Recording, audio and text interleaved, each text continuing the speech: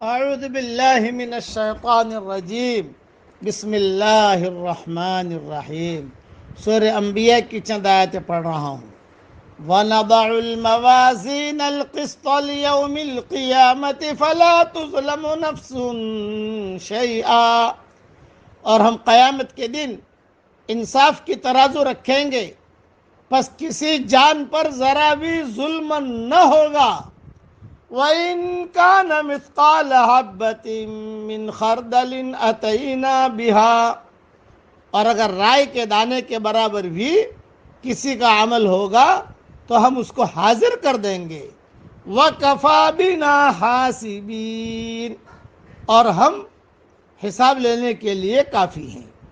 وَلَقَدْ آتَيْنَا مُوسَىٰ وَهَارُونَ الْفُرْقَانَ وَضِيَاءً وَذِكْرًا لِلْمُتَّقِينَ، یہ بالکل سچ ہے کہ ہم نے موسیٰ اور ہارون کو فیصلہ کرنے والی نورانی اور پرہیزگاروں کے لیے بعض و نصیحت والی کتاب عطا کی ہے۔ الذین یخشون ربهم بالغیب وهم من الساعة مشفقون، جو بن دیکھے اپنے رب سے ڈرتے ہیں اور وہ قیامت کا خوف رکھنے والے ہیں۔ وَهَذَا ذِكْرٌ مُبَارَكٌ أَنزَلْنَاهُ، اور یہ ایک بابرکت یاد دہانی ہے جو ہم نے اتاری ہے۔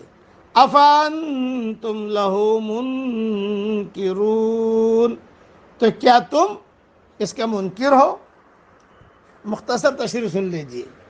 دنیا میں آدمی کسی چیز کو اسی وقت پاتا ہے جب کہ وہ اس کی قیمت ادا کرے۔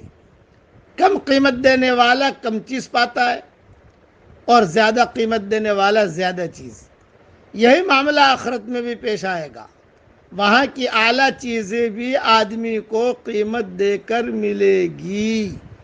قیمت ادا کیے بغیر جس طرح دنیا کی چیز کسی کو نہیں ملتی، اسی طرح آخرت کی چیزیں بھی اسی کو ملے گی جو ان کی ضروری قیمت ادا کرے۔ قرآن اسی قیمت کی نشاندہی کرنے والی کتاب ہے۔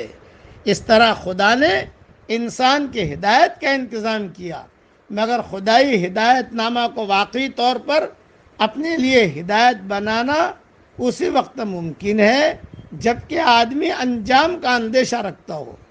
اس کی اندیشہ ناک نفسیات اس کو اس حد تک سنجیدہ بنا دے کہ وہ ہر دوسری چیز کے مقابلے میں حق و صداقت کو زیادہ اہمیت دینے لگے۔ دوسرا، حدیث میں ہے کہ بعض اعمال کے مجسم ہونے کا ثبوت ملتا ہے۔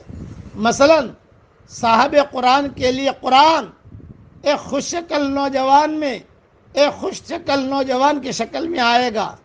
وہ پوچھے گا تو کون ہے؟ وہ کہے گا کہ میں قرآن ہوں جسے تو راتوں کو قیام اللیل میں بیدار رہ کر اور دن کو پیاسا رہ کر پڑھا کرتا تھا۔ مسند احمد میں بھی یہ روایت ہے، ابن ماجہ میں بھی یہ روایت ہے۔ اسی طرح مومن کی قبر میں عمل صالح ایک خوش رنگ اور معطر نوجوان کی شکل میں آئے گا، اور کافر اور منافق کے پاس اس کے برعکس شکل میں آئے گا۔ مسند احمد جلد 5 صفحہ 287 پر یہ روایت موجود ہے۔ اسی لیے قرآن کے پڑھنے کی خوب کوشش کریں، سمجھنے کی کوشش کریں۔ اللہ تعالی ہمیں توفیق عطا فرمائے۔